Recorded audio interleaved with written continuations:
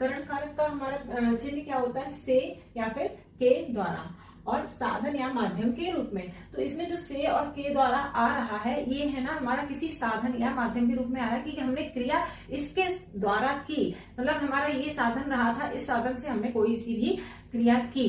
तो यहाँ पर हमारा जो के द्वारा है वो साधन के संदर्भ में आ रहा है। तो यहाँ पर हमारा जो के द्वारा है वो साधन के संदर्भ में आ रहा है। तो ये तो हमारे इसके कारक चिन्ह होते हैं। अब इसकी परिभाषा है कि कर्ता जिस साधन के द्वारा क्रिया करता है उसे हम करण कारक कहते हैं। तो यही चीज अभी हमने बताया कि जो भी क्रिया करी जा रही है, जिस साधन से क्रिया करी जाती है, उसी साधन को हम क्या कहते हैं, करण कारक कहते हैं।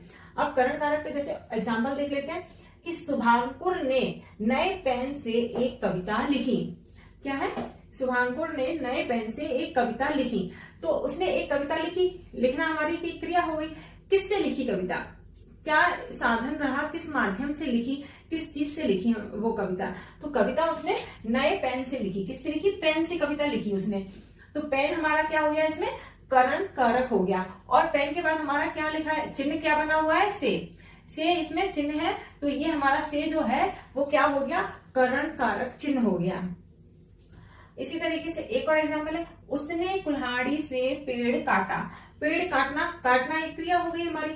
तो जो क्रिया है वो क्रिया किससे की गई, किस साधन के द्वारा, किस चीज से की गई। तो वो चीज है हमारी कुल्हाड़ी। कुल्हाड़ी से हमने पेड़ को काटा। तो कुल्हाड़ी जो है हमारा वो क्या है, करण कारक है। और जो ये से है, से इसका कारक चिन्ह है, करण कारक चिन्ह है। और जब आपको कभी नहीं भी समझ में आ रहा है कि इसमें करण कारक कौन सा है, तो हम इसमें जो क्रिया है, लिखी या काटा, ये जो भी क्रिया है, हम उस क्रिया से एक प्रश्न करते हैं। और वो प्रश्न होता है हमारा किससे या किन से।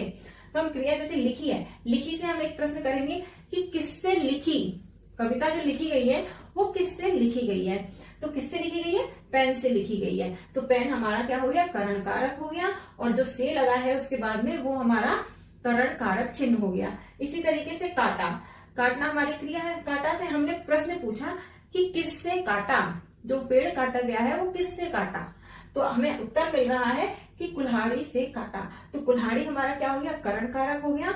और जो से है ये हमारा करण कारक चिन्ह हो गया।